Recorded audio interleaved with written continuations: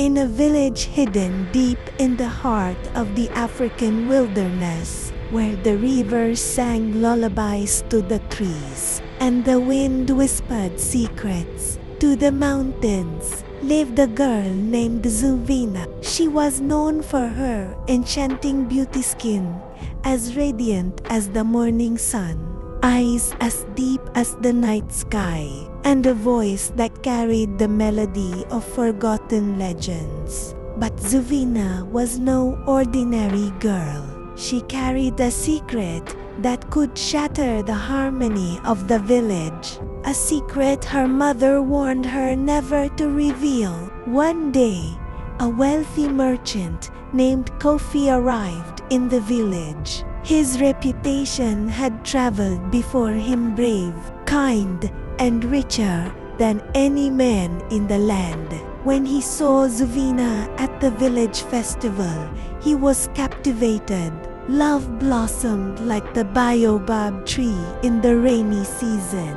And soon, Kofi asked for her hand in marriage. The village celebrated the grand union. Drums echoed through the night, fires blazed, and dancers twirled under the moonlit sky. But deep within, Zuvina's heart pounded not with joy, but fear.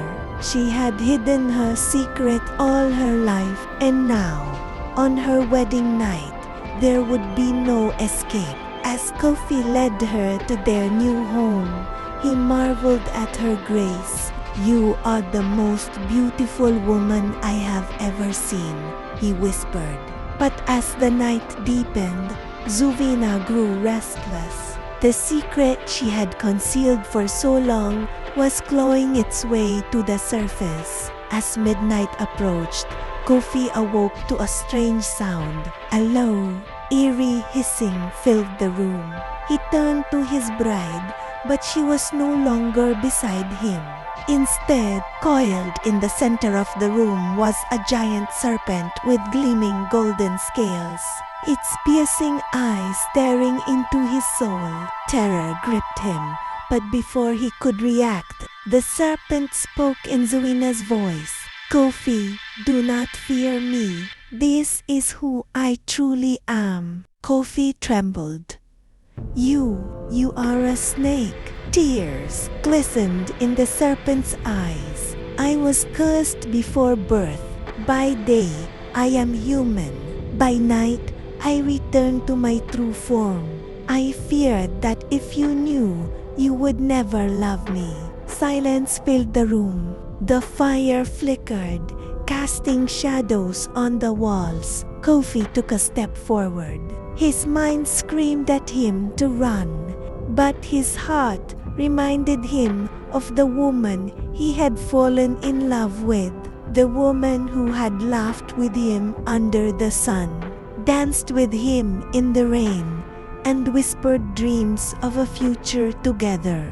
Finally, he spoke.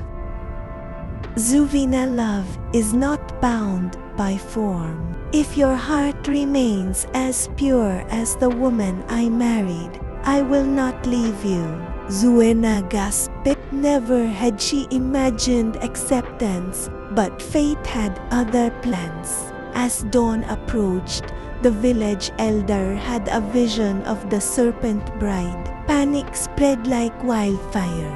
The villagers, armed with torches and spears, stormed Kofi's home. "She is a demon. She must be destroyed," they cried. Kofi stood between them and his wife. "She is not a monster. She is my wife, and I will protect her." But fear is a powerful force. Before he could stop them, a spear flew through the air, striking Zuvina. A cry of agony filled the night as she writhed, her form shifting between human and serpent. With one final breath, she whispered, "I only wanted to be loved." As her body turned to golden dust, the winds carried her away, leaving only silence. The village rejoiced, but Kofi stood motionless, his heart shattered beyond repair. That night, the wind howled louder than ever before, carrying the sorrow of a love that defied fear but could not conquer ignorance. And from that day on, every time the villagers heard the rustling of the leaves or the distant hiss of the wind, they whispered and named Zovina, the girl who only wanted to be loved.